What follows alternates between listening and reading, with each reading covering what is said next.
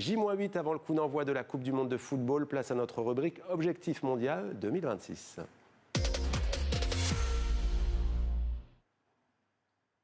Et Saladin Gakou nous parle d'une autre équipe africaine ce soir. Il s'agit de la Côte d'Ivoire.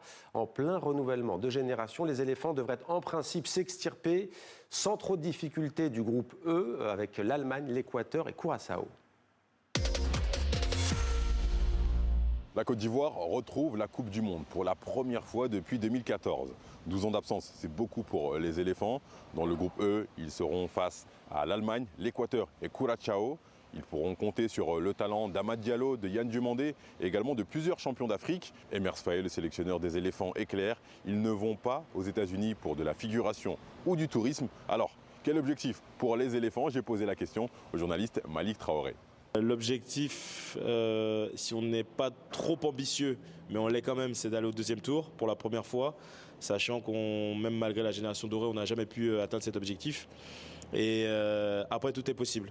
Je sais que le sélectionneur a parlé de quart de finale, voire demi-finale, mais on a envie aussi de rentrer dans l'histoire. De toute façon, passer au deuxième tour, ce sera forcément un grand moment d'histoire pour nous, mais on ne s'interdit pas de rêver, on ne s'interdit pas d'aller chercher tout simplement le plus haut niveau possible dans cette compétition de rêve, tout simplement. On a les qualités pour faire quelque chose, d'autant plus qu'encore une fois, on est dans une Coupe du Monde singulière, avec 48 équipes, 12 poules de 4.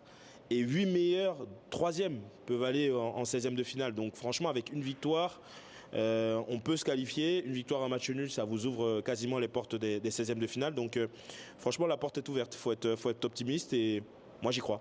Je trouve qu'on était dans une période un petit peu, en tout cas en ce qui concerne la Côte d'Ivoire, on a eu une période de creux, où parfois on avait des joueurs qui n'étaient pas forcément titulaires dans leur club, il y avait des joueurs qui peinaient à avoir du temps de jeu. Je trouve qu'aujourd'hui, on a des joueurs qui sont essentiels dans leur club. Je suis très confiant pour une équipe de Côte d'Ivoire qui a eu des moments difficiles, c'est vrai, la critique, l'élimination, la remotivation, mais c'est une toute autre fenêtre et on est prêt.